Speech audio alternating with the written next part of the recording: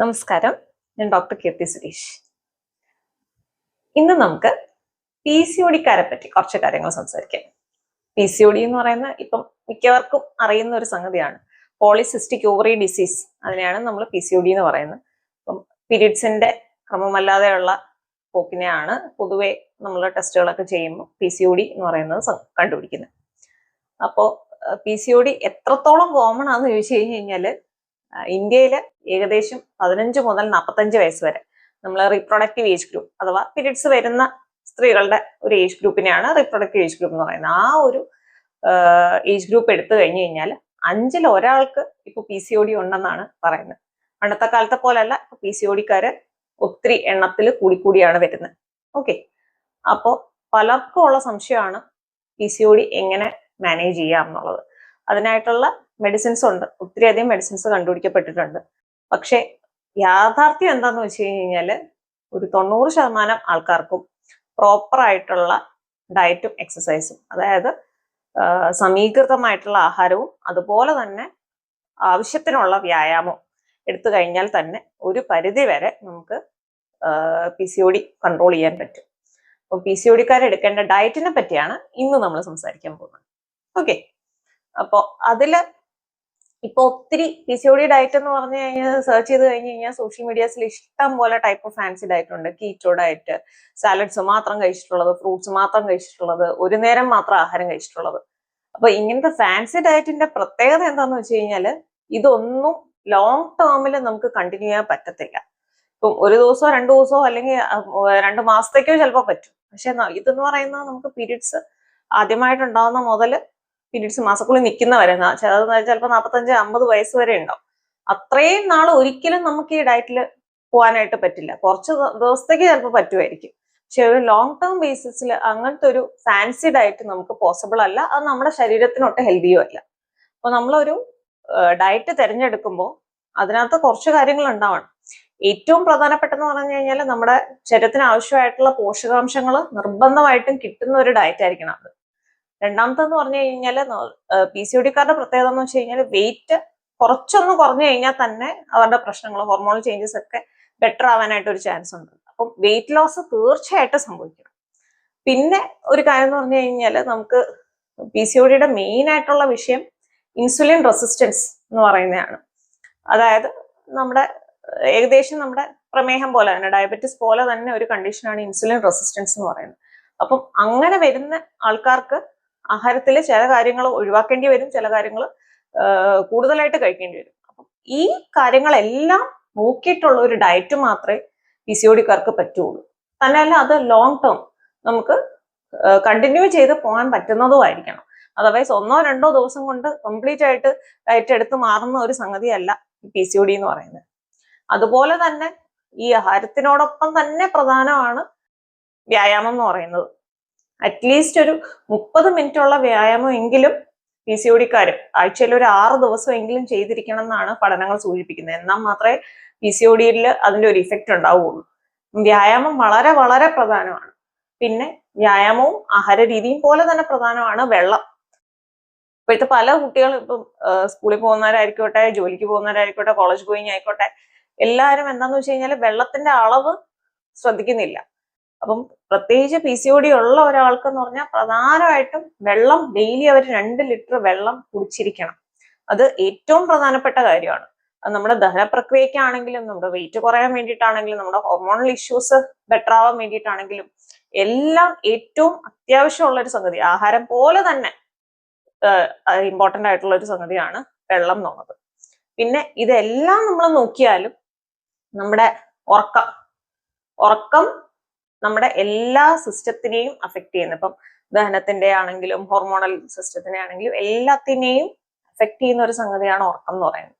അപ്പോൾ അത് അറ്റ്ലീസ്റ്റ് ഒരു 7 മുതൽ 8 മണിക്കൂർ വരെ ദിവസം ഉള്ള ഉറക്കം വളരെ വളരെ പ്രധാനപ്പെട്ടതാണ്. പിന്നെ വൈറ്റമിൻ ഡിയുടെ കുറവ്, അത് പൊതുവെ PCOD-യിൽ കൂടുതലായിട്ട് കാണുന്നുണ്ട്. അപ്പം കുറച്ചു നേരമെങ്കിലും ഒരു സൂര്യപ്രകാശം ഏറ്റുകൊണ്ടുള്ള വ്യായാമം ചെയ്യൽ വളരെയധികം പ്രയോജനപ്പെടുമെന്നാണ് പഠനങ്ങൾ സൂചിപ്പിക്കുന്നത്. പിന്നെ തൈറോയിഡിന്റെ പ്രശ്നങ്ങളും PCOD-ക്കാർക്ക് വരാനായിട്ട് സാധ്യത വളരെ കൂടുതലാണ്. അപ്പം അത് ടെസ്റ്റ് ചെയ്യുന്ന വഴിയും ഒരു പരിധി വരെ നമുക്ക് PCOD കൺട്രോൾ ചെയ്യാൻ പറ്റും, PCODയുടെ ആയിട്ടുള്ള മെഡിസിൻ എടുക്കാതെ തന്നെ. ഓക്കെ. പിന്നെ നമ്മൾ ശ്രദ്ധിക്കാനുള്ള കാര്യം എന്ന് പറഞ്ഞു കഴിഞ്ഞാൽ, നമ്മൾ വ്യായാമത്തിന്റെ കാര്യം പറഞ്ഞപ്പോൾ ഒന്നുകിൽ രാവിലെ അല്ലെങ്കിൽ വൈകിട്ട്. ശരിക്കും പറഞ്ഞു കഴിഞ്ഞാൽ രാത്രിയത്തെ ആഹാരത്തിന് ശേഷം ഒരു അരമണിക്കൂറെങ്കിലും നടത്തം പോസിബിൾ ആണെന്നുണ്ടെങ്കിൽ അത് ഒരു നല്ല വ്യായാമമാണ് PCODക്കാരെ സംബന്ധിച്ചിടത്തോളം. ഇപ്പൊ എല്ലാവർക്കും രാത്രി അങ്ങനെ നടക്കാൻ പോകാൻ പറ്റണമെന്നില്ല. അതുകൊണ്ടാണ് പറയുന്നത് ഒന്നുകിൽ രാവിലെ അല്ലെങ്കിൽ വൈകിട്ട് എപ്പോഴെങ്കിലും ഒരു അരമണിക്കൂറെങ്കിലും വ്യായാമത്തിന് വേണ്ടി നമ്മൾ മാറ്റി വെക്കണം. അത് ഡയറ്റ് പോലെ തന്നെ പ്രധാനപ്പെട്ടതാണ്. പിന്നെ നമ്മൾ എങ്ങനത്തെ ആഹാരം വേണം കഴിക്കാൻ, അത് നമ്മൾ ഇതുവരെ പറഞ്ഞില്ല. ആഹാരം കഴിക്കുമ്പോൾ ഒഴിവാക്കേണ്ട സംഗതികൾ ആദ്യമേ പറയാം, കാരണം അതാണ് ഏറ്റവും ഇമ്പോർട്ടന്റ്. നമ്മൾ ഒഴിവാക്കേണ്ട സംഗതികൾ എന്ന് വെച്ചാൽ, ഒന്ന് പ്രധാനമായിട്ടും വൈറ്റ് ഷുഗർ ചേർന്നിട്ടുള്ള, പഞ്ചസാര ചേർന്നിട്ടുള്ള ആഹാരങ്ങൾ മാക്സിമം ഒഴിവാക്കുക. പഞ്ചസാര ചേർന്നിട്ടുള്ളതെന്ന് പറയുമ്പോൾ പുറത്തുനിന്ന് മേടിക്കുന്ന ബേക്കറി സാധനങ്ങൾ ഇൻക്ലൂഡഡ് ആയിട്ട് വരും. അപ്പം അതാണ് ഏറ്റവും വലിയ പ്രശ്നം. നേരത്തെ പറഞ്ഞ പോലെ ഡയബറ്റീസിലുള്ള പോലെ തന്നെ ഇൻസുലിൻ റെസിസ്റ്റൻസ് എന്ന് പറയുന്ന ഒരു സംഗതി വരുന്നതാണ് ഈ PCODയിൽ.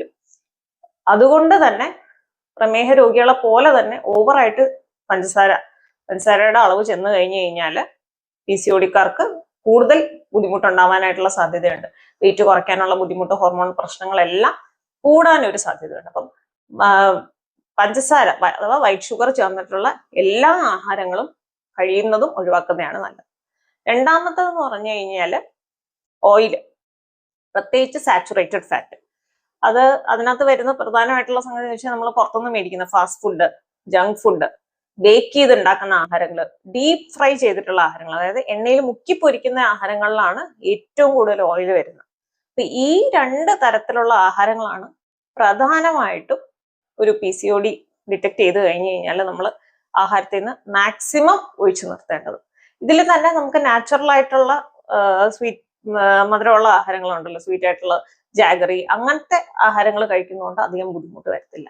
അതുപോലെ തന്നെ നമ്മളിപ്പം ഓയിലിൽ വറുത്ത് പൊരിക്കാത്ത പലഹാരങ്ങൾ, ആവിയിൽ വേവിക്കുന്ന പലഹാരങ്ങൾ കഴിക്കുന്നതുകൊണ്ടും പ്രശ്നമില്ല. അപ്പോൾ ഈ ഏറ്റവും കൂടുതൽ പഞ്ചസാരയും ഓയിലും ചേർന്നിട്ടുള്ളത് നമ്മൾ യൂഷ്വലി പുറത്തുനിന്ന് മേടിക്കുന്ന ജങ്ക് ഫുഡിലാണ്. അപ്പൊ അതാണ് PCODക്കാര് പ്രധാനമായിട്ടും ആഹാരത്തിൽ നിന്ന് ഒഴിച്ചു നിർത്താനുള്ളത്. പിന്നെ എന്ത് കഴിക്കാം, എന്ത് കഴിച്ചുകൂടാന്ന് നമ്മൾ പറഞ്ഞു. എന്ത് കഴിക്കാമെന്ന് ചോദിച്ചു കഴിഞ്ഞാൽ ശരിക്കും സമീകൃത ആഹാരമാണ് ഒരു PCODക്കാര് കഴിക്കേണ്ടത്. പ്രത്യേകിച്ചും നമ്മളിപ്പം ആദ്യത്തെ എണീറ്റ് കഴിഞ്ഞാൽ ഉടനെ കഴിക്കുന്നത് ഇപ്പം ചായ, കോഫി അങ്ങനത്തെ ഉള്ളത്, ഹെവി ആയിട്ടുള്ള ഫുഡ് മാറ്റി നിർത്തുക. നമുക്ക് രാവിലെ മുതൽ തുടങ്ങാം. അതിൽ കഴിയുന്നതും ഗ്രീൻ ടീ അങ്ങനത്തെ എന്തെങ്കിലും ഉപയോഗിക്കുന്നതായിരിക്കും നല്ലത്. പിന്നെ ബ്രേക്ക്ഫാസ്റ്റിന്റെ കാര്യം പറയുകയാണെങ്കിൽ, നമ്മൾ എണീറ്റ് ഒരു 1-1.5 മണിക്കൂറിനുള്ളിലെങ്കിലും രാവിലത്തെ ബ്രേക്ക്ഫാസ്റ്റ് കഴിക്കണം. അപ്പൊ നേരത്തെ ഞാൻ പറഞ്ഞ പോലെ 8 മണിക്കൂർ ഉറക്കം അത്യാവശ്യമാണ്. അപ്പൊ രാവിലെ ഒരു 6 മണി 6:30 എണീക്കുക. എണീറ്റ് കഴിഞ്ഞ് കഴിഞ്ഞാൽ ഒരു 7-7:30 അല്ലെങ്കിൽ ഒരു മാക്സിമം ഒരു 8 മണിക്കുള്ളിൽ രാവിലത്തെ പ്രഭാത ഭക്ഷണം, ബ്രേക്ക്ഫാസ്റ്റ് കഴിക്കാനായിട്ട് ശ്രദ്ധിക്കുക. ബ്രേക്ക്ഫാസ്റ്റ് കഴിക്കുമ്പോൾ ഇന്നത് തന്നെ വേണമെന്നില്ല. ഫോർ എക്സാമ്പിൾ 2 ഇഡ്ഡലി, സാമ്പാർ, അല്ലെങ്കിൽ ഇപ്പം ചപ്പാത്തിയാണ് കഴിക്കുന്നതെന്നുണ്ടെങ്കിൽ 2 ചപ്പാത്തി, അതിൻ്റെ കൂടെ വെജിറ്റബിൾ കറി. പക്ഷെ ശ്രദ്ധിക്കേണ്ട കാര്യം എന്ന് വെച്ച് കഴിഞ്ഞാൽ, ഈ വെജിറ്റബിളിന്റെ അളവ് നമ്മൾ എടുക്കുന്ന ഇഡ്ഡലിയുടെ അത്രയും അളവിൽ തന്നെ നമ്മൾ വെജിറ്റബിൾ കഴിക്കണം. അതുപോലെ തന്നെ പ്രോട്ടീൻ എന്തെങ്കിലും മസ്റ്റായിട്ട് വേണം. ഒരു മുട്ട പുഴുങ്ങിയത് കഴിക്കാം, അതല്ലെങ്കിൽ കടലയോ പയറോ അങ്ങനത്തെ ആഹാരങ്ങൾ വേണമെങ്കിലും കഴിക്കാം. പക്ഷേ ബ്രേക്ക്ഫാസ്റ്റിൽ ഇതെല്ലാം ഉണ്ടായിരിക്കണം. അപ്പം 2 ഇഡ്ഡലിയും സാമ്പാറും കഴിക്കുകയാണെങ്കിൽ അതിൻ്റെ കൂടെ കുറച്ച് വേവിച്ച പയറോ അല്ലെങ്കിൽ മുളപ്പിച്ച പയറോ അങ്ങനെ എന്തെങ്കിലും കഴിക്കുമ്പോഴത്തേനും ഒരു സമീകൃതമായിട്ടുള്ള ആഹാരം. നമുക്ക് വിശപ്പധികം ഉണ്ടാകത്തുമില്ല, എന്നാൽ പെട്ടെന്ന് വെയിറ്റ് ഗെയിൻ ചെയ്യത്തില്ല, ഉള്ള വെയിറ്റ് കുറയാനും ഹെൽപ്പ് ചെയ്യും. ഓക്കെ. പിന്നെ ഉച്ചക്കത്തെ ആഹാരം പറയുന്ന പോലെ ഒരു നേരത്തെ ആഹാരം പോലും സ്കിപ്പ് ചെയ്യാൻ പാടില്ല. ഉച്ചയ്ക്ക് നമ്മൾ ആഹാരം കഴിക്കുകയാണെങ്കിൽ ചോറ് കഴിക്കാം, 1 സ്പൂൺ ചോറ് കഴിക്കാം. 1 സ്പൂൺ ചോറ് പോലെ തന്നെ 1 സ്പൂൺ പ്രോട്ടീനിന് വേണ്ടി എന്തെങ്കിലും കടലയോ പയറോ അങ്ങനത്തെ എന്തെങ്കിലും കഴിക്കാം, അല്ലെങ്കിൽ ഒരു മുട്ട കഴിക്കാം, 1 പീസ് ഫിഷ്, 1 പീസ് ചിക്കൻ. ഇതൊന്നും അധികം ഓയിൽ ചേർക്കാതെ കറി വെച്ച് കഴിക്കുകയാണെങ്കിൽ ഏറ്റവും നല്ലത്. അതുപോലെ 1 സ്പൂൺ ചോറാണ് കഴിക്കുന്നെങ്കിൽ 1 സ്പൂൺ പച്ചക്കറി എന്തെങ്കിലും, ഒന്നുകിൽ അവിയലോ തോരനോ അങ്ങനെ അധികം ഓയിൽ ചേർക്കാത്തതായിട്ട് കഴിക്കാം, അല്ലെങ്കിൽ സാലഡ് ആയിട്ട് കഴിക്കാം. ഓക്കെ. പിന്നെ വരുന്നതെന്ന് വെച്ച് കഴിഞ്ഞാൽ ഈവനിങ്ങിലും കഴിയുന്നതും ചായയും കോഫിയൊക്കെ ഒഴിവാക്കിയിട്ട് ഗ്രീൻ ടീ അങ്ങനെയുള്ള കഴിക്കുകയാണെങ്കിൽ വലിയ പ്രശ്നം വരില്ല. പിന്നെ വരുന്നത് രാത്രിയത്തെ ആഹാരമാണ്. രാത്രി ഇതുപോലെ തന്നെ ഒന്നുകിൽ ഇഡ്ഡലിയോ ദോശയോ 2 അങ്ങനെ കഴിക്കാം, അല്ലെങ്കിൽ ചപ്പാത്തി കഴിക്കാം, അല്ലെങ്കിൽ ഉപ്പുമാവ് കഴിക്കാം. ഉപ്പുമാവ് ഒക്കെ ഉണ്ടാക്കുമ്പോൾ വെച്ച് കഴിഞ്ഞാല് ഉപ്പുമാവിന്റെ റവയാണെങ്കിൽ റവയും പച്ചക്കറികളും ഓൾമോസ്റ്റ് തുല്യ അളവിൽ ഉണ്ടാക്കിയിട്ട് ആ രീതിയിൽ കഴിക്കുന്നതായിരിക്കും കുറച്ചുകൂടെ നല്ലത്. അതുപോലെ തന്നെ പ്രോട്ടീനിന് വേണ്ടിയിട്ട് ഈ പറയുന്ന പോലെ നട്ട്സോ അങ്ങനത്തെ എന്തെങ്കിലും കഴിക്കാം. നമുക്ക് ഹെൽത്തി ആയിട്ടുള്ള പ്രോട്ടീൻ എന്ന് പറയുന്നത് നമുക്കിപ്പം ഫിഷ്, ചിക്കൻ അങ്ങനത്തെയൊക്കെ കഴിക്കാം. കഴിയുന്നതും PCOD ഉള്ളവര് റെഡ് മീറ്റ് ഒഴിവാക്കുന്നതാണ് നല്ലത്. റെഡ് മീറ്റ് അത്ര നല്ലതല്ല PCOD ഉള്ളവർക്ക് വെയിറ്റ് കുറയാനും ഒക്കെ ആയിട്ട്. ബാക്കിയുള്ള മീറ്റ് അധികം ഓയിൽ ചേർക്കാതെ അങ്ങനെ കഴിക്കാം. ഫിഷ് വേണമെങ്കിലും കഴിക്കാം, ഫ്രൈ ചെയ്യാതെ കറി വെച്ച് ആ രീതിയിൽ കഴിക്കുന്നതായിരിക്കും കുറച്ചുകൂടെ നല്ലത്. അല്ല വെജിറ്റേറിയൻസ് ആണെങ്കിൽ നേരത്തെ പറഞ്ഞ പോലെ പയറുവർഗ്ഗങ്ങളെല്ലാം നല്ല പ്രോട്ടീനാണ്. കടലയോ പയറോ പരിപ്പോ അതൊക്കെ കഴിക്കുന്നതിന് പ്രശ്നമില്ല. അപ്പം നമ്മൾ ഏത് സമയം ആഹാരം കഴിക്കാൻ വേണ്ടി എടുത്താലും അതിനകത്ത് കുറച്ച് എമൗണ്ട് എനർജി തരുന്ന കാർബോഹൈഡ്രേറ്റ്, അതായത് അരി കൊണ്ടോ ഗോതമ്പ് കൊണ്ടോ ഇഡ്ഡലിയോ ദോശ ചോറ് അങ്ങനത്തെ കഴിക്കാം. ഏതാണ്ട് അതേ അളവിൽ തന്നെ പ്രോട്ടീൻ വേണം. നേരത്തെ പറഞ്ഞ പോലെ പ്രോട്ടീൻ തരുന്ന എന്തെങ്കിലും നിർബന്ധമായിട്ടും വേണം. അതേ അളവിൽ തന്നെ വെജിറ്റബിൾസ് ഒന്നിയിൽ കറിയായിട്ട് നമുക്ക് കഴിക്കാം, പ്രശ്നമില്ല. സാമ്പാർ, അവിയൽ, തോരൻ ആ രീതിയിൽ കഴിക്കാം, അല്ലെങ്കിൽ സാലഡ്സ് ആയിട്ട് കഴിക്കാം.